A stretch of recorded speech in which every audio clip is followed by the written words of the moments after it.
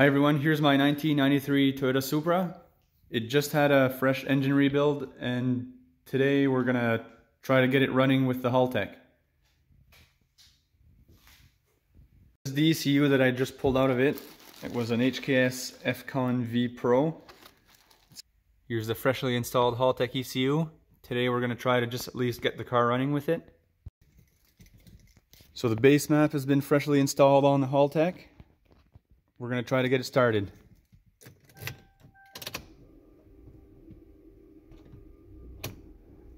There's extremely low power going to the car and the battery is full.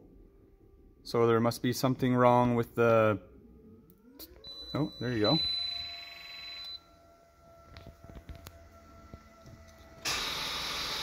No, still not enough power. So there's got to be something up with the battery terminals. I'll go check that out. So the negative terminal looks pretty good. I'm gonna go check out the positive. As you can see, it looks pretty bad, so that's gotta be cleaned up. Once that's cleaned up, the car should at least be getting power. So let's try that and see. Alright, so that looks a lot better. So let's put it back together and see if it starts. Alright, now let's see what happens.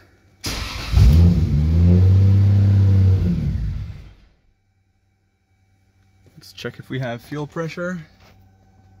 Yes.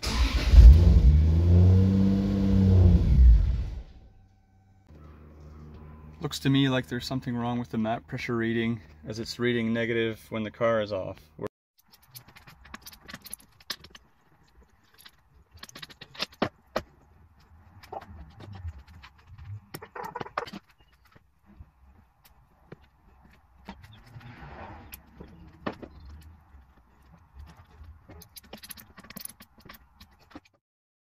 After changing out the map sensor, we're still getting the same pressure when the car is off. So it looks like there might be something wrong with the wiring. Luckily, Haltech comes with a onboard map sensor, which means we will not be needing our existing map sensor at all to make the car run, or change the input from the factory one to the Haltech one.